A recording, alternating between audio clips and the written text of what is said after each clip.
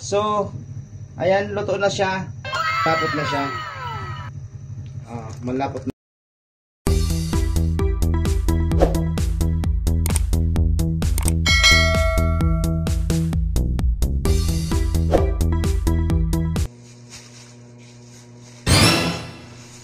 Ito pala, harina or all-purpose flour.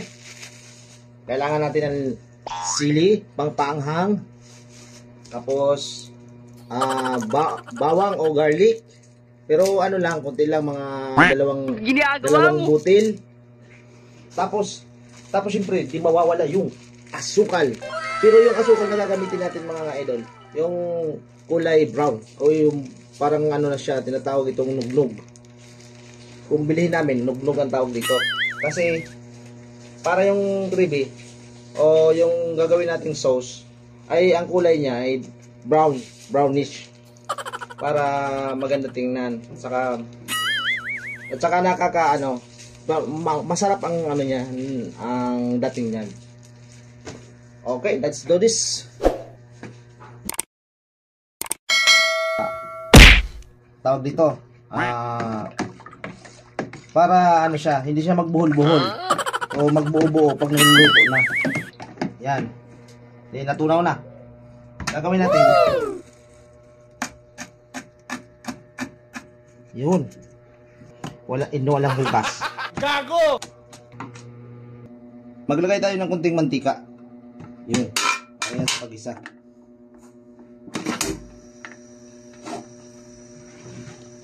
So, ilagay na natin ito. Pag mainit ng mantika. Ginagawa mo. Pag mainit ng mantika siya, ilagay na natin ito. Sabay ng sili. Medyo mahang lang ito pati sa mata. Pag mag-brown na yung sili at saka yung bawang, yung para masusunog na siya, saka natin siya lalagyan ng tubig.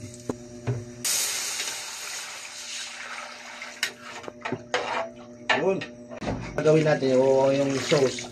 Dapat marami talaga kasi marami yung harina na tinunaw natin. Yan. Hindi siya karami. Dami na. Ngayon, habang hindi pa masyado mainit ang tubig, yung pinag-isahan, lagyan natin ng asin. Lagyan tayo ng asin.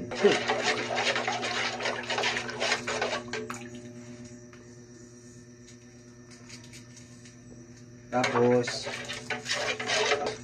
ilalagay na natin yung Tapos ilagay na natin yung tinunaw nating harina. Ang dami Yun.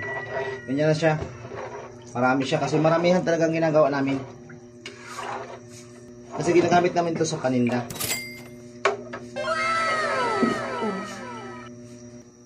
Tapos ilalagay naman natin ang asukal.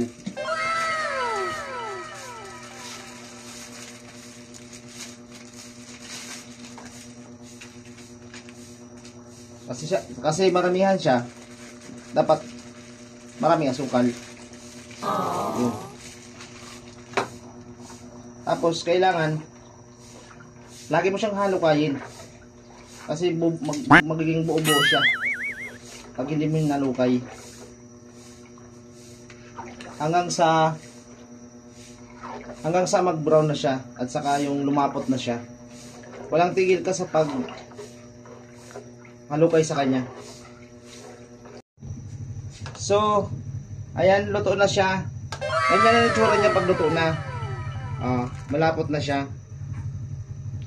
Malapot na. Pwede na yan. Okay na yan. Luto ng harina.